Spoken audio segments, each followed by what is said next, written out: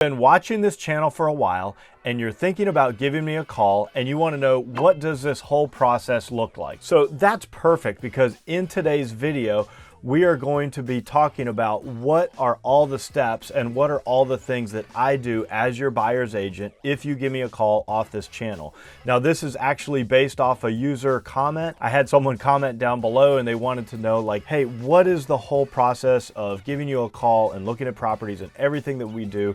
So I'm going to break it down, the 15 things that I do as your buyer's agent if you choose to work with me here in the South Carolina Lowcountry.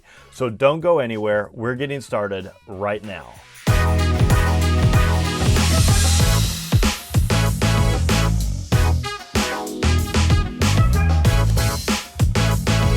Do you want to know everything there is to know about the South Carolina Lowcountry, whether it's Bluffton, Beaufort, Hilton Head Island, or Jasper County? Then subscribe below and tap that bell for notifications so you'll be the first to know everything about our area here. My name is David Simcox, host of the channel and a local realtor. I get calls and emails every day from people just like you and you and you looking to make their move here, and I absolutely love it. So whether you're moving in 3 days, 3 months, or even 3 years, give me a call, send me an email, shoot me a text, or book a Zoom call, all in the description below, so I can help you find your Lowcountry lifestyle. David, what do you actually do for me?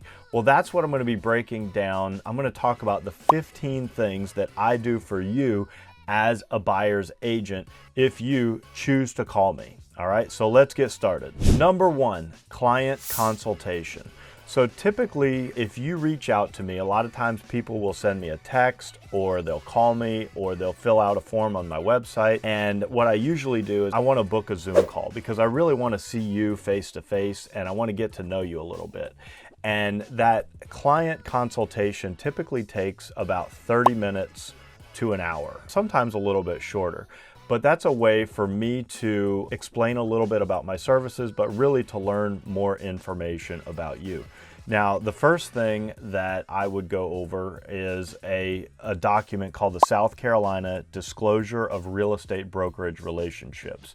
Now, that is just a form that me as a real estate agent, I'm required to review with you my duties to you as a real estate agent. So in South Carolina, you can either be a customer or you can be a client.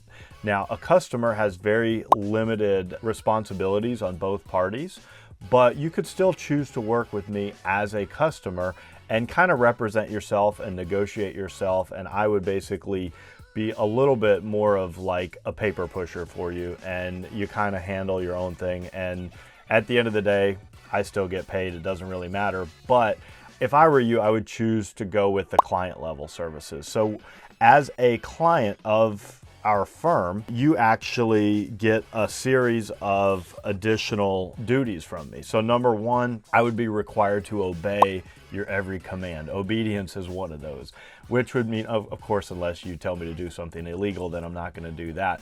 But if you need me to go out and film property, or you need me to go do something on behalf of the property, I am required legally to obey you as you being my customer. Number 2, loyalty. So if you do sign a buyer agency agreement with me, I am required to put your needs above all others, including my own. Also, disclosure. So I have to disclose to you everything and anything that I know about anything related to the transaction. So if I know something about the neighborhood, the area, the town, what's coming down the pipeline, if there's an assessment that I've heard about anything, I have to disclose that to you as my customer. Confidentiality. So anything that you tell me in confidence, I'm not allowed to talk about to anyone else.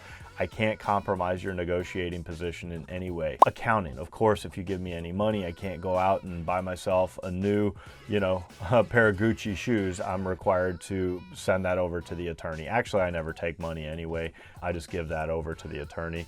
And then reasonable skill and care, which means I would be expected to perform at a certain level that's required of a professional real estate agent.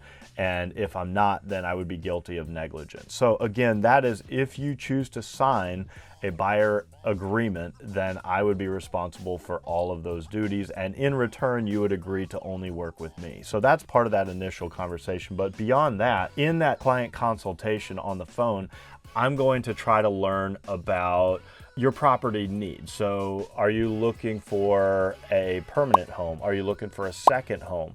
Are you looking for an income generating property? Do you want a standalone home, a townhome, a condo? How many bedrooms? How many bathrooms? Square footage? Do you want the primary bedroom on the main floor? It would also go into what kind of neighborhood do you want to live in? Do you want to live in something with a lot of amenities like golf, tennis, pickleball, swimming pools, or do you want something more basic with a lower POA fee? We would talk about price points. A lot of times the way I ask that is I say, hey, David, is there a price where you'd say, don't send me anything over this price point? And is that flexible or is that a hard number? We would also talk about, why are you moving and when are you moving? We would also talk a little bit about the mortgage itself. Are you getting a mortgage? Are you using bank financing? Are you paying cash? Have you looked at the alternatives? Even if you could pay cash, would you potentially want to put a mortgage on it? And then we'll talk a little bit about when you possibly could be coming to the South Carolina Lowcountry and maybe even set up an appointment on there. And that initial Zoom call is also a really good opportunity for me to get to know you and you to get to know me. A lot of times I get to learn about your family. I get to learn, and you get to learn a little about my family, maybe a little bit about your occupation and what your career is or was, and are you retired or are you nearing retirement? I like to find out a little bit about, like, what do you like to do for fun? Are you coming here, you want to ride your bike on the beach? Are you a big golfer? Are you a big pickleball player? Do you enjoy the outdoors? Do you like fishing, boating? What are you going to do for fun when you get here? So that's all part of that initial consultation on that Zoom call. So the second thing that I do for you as a buyer's agent is market research. So after you've given me your criteria, then I'm going to spend some time really digging into the market. And I'm going to look at, we have 2 multiple listing services here in the South Carolina Lowcountry. We have one that covers Bluffton and Hilton Head, and then also covers a little bit of Jasper County and Beaufort. And then we have a whole nother one that covers Beaufort and Jasper County, and there is quite a bit of overlap in the middle. But I'm going to go in there and I'm going to research the right neighborhoods for you based on what you told me, the POA fees, the amenities, the architectural styles, everything, and hopefully come up with a list of properties that you potentially would like to see. The other thing that goes into market research is really determining, like, do you want a 55 plus community? Do you want something with proximity to the beach? Do you want a community pool? Do you want a resort style community pool? Do you want access to equestrian facilities? Do you want to be near a boat ramp, or do you want a boat ramp in the neighborhood? It could also be the fitness center, the quality of fitness center, the size of the fitness center in the neighborhood. Do you want a gated neighborhood? Is that important to you? If it's gated, do you want a manned gated neighborhood or just one that opens automatically? Golf. That's huge down here because we have private golf clubs where once you buy in, you absolutely already a member of the golf club. Those are what we call golf mandatory private golf clubs. So that would be places like Berkeley Hall, Belfair, Colleton River, even places on the island. And then we also have private golf clubs, but the golf is not mandatory. So you can either opt in if you choose to, or you can just live in the neighborhood and maybe not. So that would be places like Oldfield. That would be places like Riverton Point. Also, do you want to be on the island? Do you want to be on the mainland over on the Bluffton and the Hardyville side? So there's a lot of even things like, are there short-term rentals allowed in the neighborhood?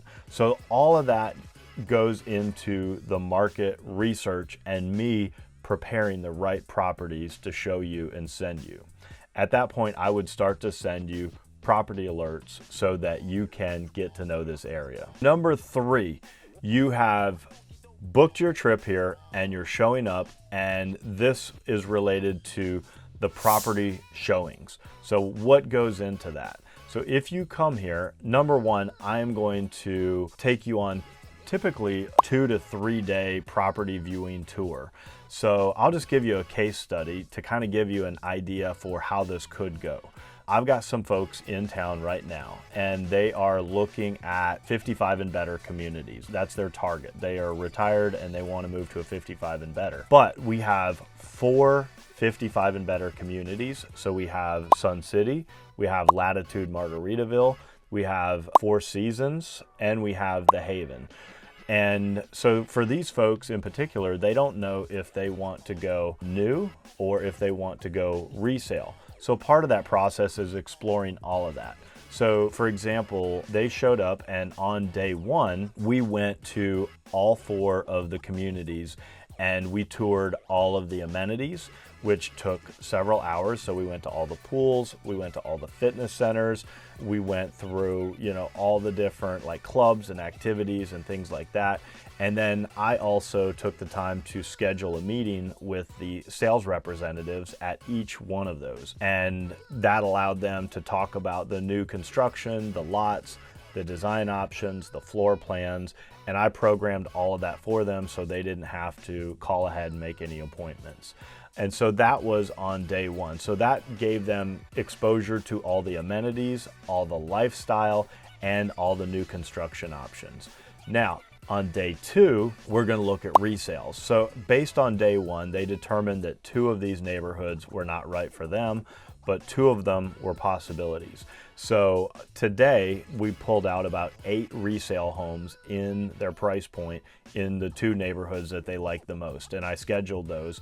So today I'm going to pick them up at their hotel. We're going to go tour 8 different resale homes and kind of get a feel for what that looks like. That will show them if they want to be new or if they want to be resale, and even like what sections of the community that they want to go into. Part of that strategy too, and this is just one example of course, but part of that planning process is organizing all of these homes in the right order to make sure that we have the right amount of time allotted to each house.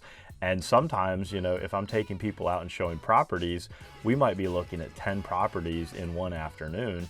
And we have to make sure that we schedule them in the right windows, the time frame, how long it takes to drive there. I mean, it's honestly part of like a mapping process to make sure that we get everything timed out properly and we show up during the right windows of time. But again, that's part of that viewing process. Then step number 4 comes down to property analysis. So say for instance, I took these folks out and they found a house or maybe a couple houses that they absolutely love, but they want to know, are these houses priced right? So that's where property analysis comes into play. And typically the way that I do that is through a CMA, or what's called a comparative market analysis. It's kind of a scaled down version of an appraisal. I go through a very similar process where I take the house that they're looking at, and that is called the subject property, and I take 3 closed sales that are very similar in attributes. So similar age, similar size, similar bedroom, same neighborhood, and typically they've closed in the last 90 days. And then I go in and I make different adjustments comparing those other properties. So if the other sold property is a little bit larger, then I'm going to make an adjustment to that price saying, okay, if it were a little bit smaller, how much less would it have sold for? If it has 1 less bedroom, again, I would say, okay, I'm going to add some money for that based on if it had an additional bedroom, it would have raised the price by whatever, $10,000. And there's about 10 or 15 different criteria that I will go through, and I'll make financial adjustments on each one of those comparable properties. And then I'll have an adjusted price for each one of those sold properties. I'll take the average of those 3, and that will tell me what a good target price for the house is. So again, it lets me and my customer know that if that house is priced properly. So that's all part of that comparative market analysis and that property analysis prior to making an offer. Number 5 is the negotiation. So if you come here and you choose to make an offer, that's where I really get to shine, because I love negotiations, and I love to negotiate on your behalf. And I'm a little bit of a different negotiator. Some people want to be the bulldog that goes in there with the club and beats the seller over the head on your behalf. I'm more of the type that wants everybody to feel like we're all on the same team, trying to achieve the same goal We're all trying to cross the finish line, and really everybody wants to come out of this deal feeling like a winner. That includes you as the buyer, the seller, me, the buyer's agent, the seller's agent, everybody involved. So things that are involved in the negotiation process, it's not just price. Obviously, price is a big part of it, but there's also the terms, right? So there's things like the contingencies that have to be negotiated. Contingencies can be the inspection contingencies, the appraisal contingencies, the home to sell contingencies, early occupancy or post-occupancy contingencies, financing contingencies, all kinds of contingencies can be negotiated in. Closing costs. Sometimes the seller could pay part of the buyer's closing costs. That's all negotiable. Repairs. Again, we're going to go through an inspection process on most of these deals, and all of that, how we handle those repairs, that's all going to be negotiable. Financing terms. Are you paying cash or are you financing? Again, how much money are you putting down as earnest money? All of that plays into the negotiation, and I've got strategies for all of that. I've had times where somebody wants to come in and make a lowball offer, and I've advised them, hey, throw a whole bunch of money into the earnest money, and it makes you come across as a stronger buyer. I've had people that came in way low, but they put the entire amount of the home in escrow, and that showed the seller like, hey, we're serious about this, and they were able to come in and buy it for a lot less. Even things like the closing date, a fast closing date sometimes can work in your favor. Sometimes a delayed closing date, we find out what's important to the seller, and sometimes a delayed closing date can work in your behalf. Even things like personal property. So a big one, sometimes like some of the homes come furnished or partially furnished. That's part of the negotiation. But I'd say a big one is golf carts. I see it all the time where people don't want to take the golf cart with them. So we find ourselves in the middle of helping you guys figure out how much do you want to pay for the golf cart that's staying in the garage. Seller concessions, of course, we talked a little bit about that with the closing costs, occupancy, the inspections. I'll walk you through the inspections. That's all part of the negotiation process. Number 6 is the transaction coordinating. So me, as your buyer's agent, I'm going to make sure that everything stays organized and on task. And I actually have a couple of assistants that help me with some of this transaction coordination work, but that's really making sure that everything, all the documents go to where they're supposed to go. Everything stays on task. So all the documents that are supposed to go to the attorney, go to the attorney. The inspections are ordered through the inspection company. Things are getting repaired on schedule. We're getting receipts for all the repairs that are being done. Document management, making sure that deadlines are being met, making sure that, if we have 10 days to have a home inspection, that we get it done within that 10-day period.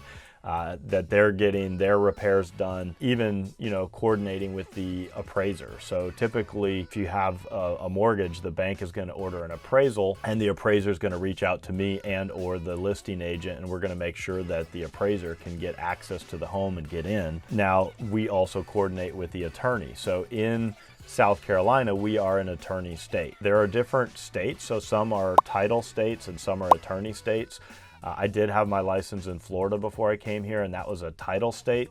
So everything was done at a title company, and both parties typically are sitting at the table together with the same title company. I'm not a huge fan of that, but in South Carolina, everything is done separately at your own attorney. So you as a buyer have your own attorney, the seller has their own attorney, and you go do your closing separately from the seller doing their closing. They don't even have to happen simultaneously. I've had buyers, or I've actually had sellers that go ahead and go sign their paperwork at their attorney days early, and then the buyer shows up on closing day. They sign their documents at their attorney, and then the deal is closed. It doesn't have to necessarily happen the same day. And then again, just getting everything ready for the closing and making sure that everything is done, all the boxes are checked. That's all part of that transaction coordination function. Number 7 is contract management. Again, I know I talked a little bit about that in the transaction coordinator section, so I'm not going to go into great detail here, but just contract management, just make sure that we are following the guidelines of the contract that you've signed, which is an agreement to buy and sell real estate. We're making sure that the earnest money's in when it's supposed to be in. We're making sure that the inspection is done in time. We're making sure that the financing contingency is met on the deadline that it's supposed to be met, and that all the things are ready for the actual closing date. Number 8 is due diligence. So part of my job as the buyer's agent is to make sure that I help you with the due diligence.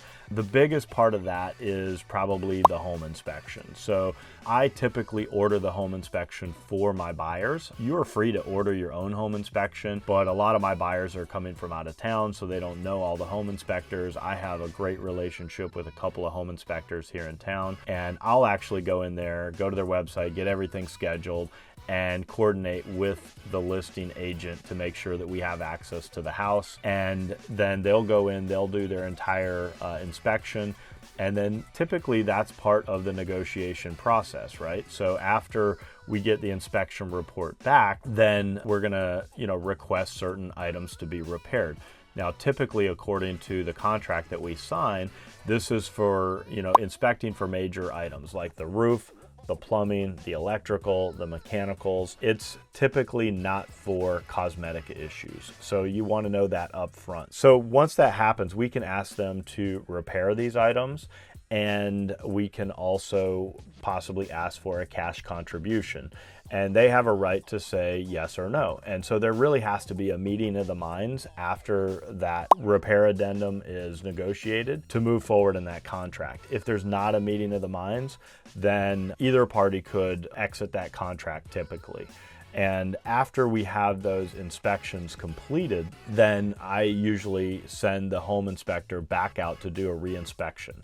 That's not required. You could also just get receipts from if there's only 2 or 3 things wrong with the house, and say it's just some missing shingles on the roof or whatever, and they send you a receipt for the roofer that went out and repaired the missing shingles, maybe it's not worth it to go and spend the money to re-inspect the house. But if there's a laundry list of 10 items that need to be repaired, then I typically send the home inspector back out to check that out. Number 9 is financial guidance. Okay, now I am not a financial advisor and I am not a mortgage person, but I do have great contacts with those folks. So sometimes it's as simple as me pointing you in the right direction of the right people. It could be, say, hey, you need to talk to your accountant about that before you make this move, or you need to talk to this lender or that lender, depending on what kind of project that you're doing, if it's new construction or if you're moving into a 55 and better,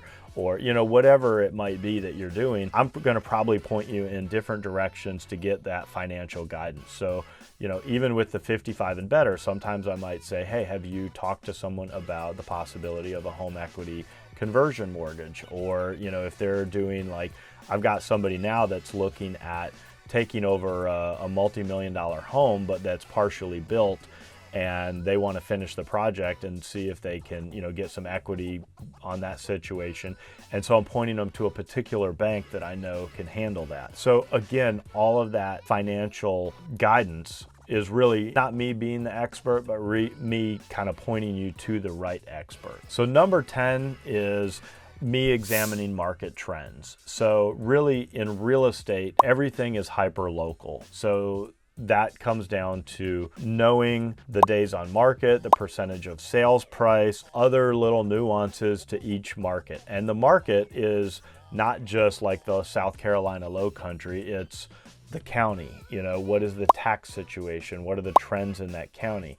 What are the trends in that city? What are the trends in that particular neighborhood? And it even drills down as much as sections of the neighborhood. So believe it or not, in some of these neighborhoods, there are, maybe a section of custom homes and then a section of production homes. And each one of those sections might have its own nuances to the percentage of sales price, the days on market, is it a buyer's or seller's market? So it really gets very granular and hyper local in real estate. And I can go in and I can do some analysis on some of those market trends. Number 11, I can help you stay legally compliant as a buyer's agent. So again, I'm not an attorney, and I'm not trying to give you legal advice, but I can plug you into the right lawyer, and I do have a good general knowledge of what's allowed. Typically, I'm making sure that you're following the contract, you're in compliance with the contract. But even, if I was a listing agent, it's things like making sure that you're not discriminating, making sure that you're doing things ethically, and that we're, doing the escrow process properly. So again, just making sure that nobody is breaking any laws. And again, I'm not being your attorney, but I do have a good general idea of what real estate law is, and make sure that we're crossing all of our T's and dotting all of our I's. Number 12 is client education. So really one of the big benefits to having a buyer's agent, whether it's me or someone else, is really just tapping into my experience. And just as an example, I probably sell personally 25 to 30 homes a year. And so I've been through this process a lot of times. And typically the homeowner lives in a home for about 7 years on average, 5 to 7 years. So you can imagine if you're only buying and selling one home every 5 to 7 years, and I'm going through, 30 transactions a year, I've been through a lot of situations, I've been through a lot of scenarios, and I can share those experiences, and that can work in your favor. So definitely, I think it's worth it to have a buyer's agent who's got a lot of experience and knows how to navigate many situations. Now, a new situation comes up all the time. There's a lot of times that I cross a new bridge that I've never crossed before. But then again, there's also a lot of bridges I have crossed. So being able to tap into my experience and my knowledge, I think is a benefit if you're only buying and selling one house every 5 to 7 years. Number 13, as your buyer's agent, you also have access to my network of professionals. So again, that can be my attorney. I have a great relationship with a local attorney and several other attorneys. You can choose your own attorney. But again, if you're coming from out of town and you don't have knowledge of who's good and who's not good, I think they're all pretty good. But my attorney, my insurance agents that I work with, contractors, my landscapers, interior decorators, believe it or not, I even have a color consultant. So I've got a woman that if you want someone to come in and help you choose what colors are best, I've got her. Home warranty people, cleaning services, mortgage people is a big one. And I always talk about, the benefits of using a local lender over a large national lender. I'm a big proponent of working with a local lender that knows the neighborhoods, knows the markets. I always think you come out a winner in the end when you do that. But, getting access to my network, my Rolodex, I think is a big benefit. Number 14 is the after sale support. So once you're a customer of mine, you're always a customer of mine. You can ask, my customers typically become my friends. I stay in contact with them. And I can help with things like, is there a punch list? So if you're buying new construction, there are going to be things that come up, and I can help you figure out what to do with those punch list items to get them repaired or fixed. Even if you're, moving into a resale home, there could be things that come up that need to be repaired. I can help with that. Getting set up with the HOA or the POA, telling you what documents you need to take, getting you kind of navigating into that. If you need home security, if you need a locksmith, I always tell people to get their locks changed after they move into a new home, so I can connect you there. Even getting plugged in socially, that's a big one. A lot of people move here and they want to make new friends, and I can kind of point them in the right direction. I can say, hey, why don't you go over and meet this guy? He's the head of the, the Bluffton Bourbon Club. Or why don't you go over here and they've got this, really great, men's Bible study group that meets over here on this day. Or why don't you go over here and these guys are really into their dogs or whatever. Or this group over here, they love to go paddle boarding, or, so really just pointing people in the right direction to meet the right people so they can feel like they're part of that low country community. And even things like finding jobs. So there's times where, people move here and maybe one spouse moved here for a job and the other spouse hasn't found work yet. And me being here, I'm pretty connected, so I can point you in the right direction and make some introductions and help you or help a spouse find the right connection to get that job. Or maybe some people move here and they want to do a renovation on the property that they just bought. And I'm also an investor, so I've done some fix and flips, I've done some renovations, so I've got contacts for all of that stuff, and I can help you kind of organize that. And then the last and final thing is, you know, I am responsible for staying up to date with the latest regulations, the latest trends, the latest, I call it like continuing education. So I'm always learning, I'm always staying up to date. And like one of the big things coming out right now is some new National Association of Realtors regulations regarding buyer commissions. There's some big lawsuits going on in the news. You might have seen it. And so, you know, I'm navigating as a buyer's agent. How am I going to work through that and work, you know, with my buyers and continue to make sure that, you know, my family gets fed, because there's going to be some new laws coming out this summer that will regulate how buyers agents are compensated. And so I'm going to be working through that and making sure that I stay on top of that and make sure that I'm compliant. But not just that, I'm always doing continuing education to make sure that I have the latest and best information to provide to you as your buyer's agent. So that's it. I hope you enjoyed learning the 15 things that I do as your buyer's agent if you call me and decide to come to the South Carolina Lowcountry. And as always, if you want to stay up to date with the latest and greatest happening here, be sure and like, subscribe, and tap that bell for notifications so you know every time I drop a new video. And again, if I can help you find your low country lifestyle, give me a call, send me an email, shoot me a text, or even book a Zoom call, all in the description below. It's been an absolute pleasure spending time with you today, and hope to meet you in person at some point, but if not, I hope to at least see you on the next video.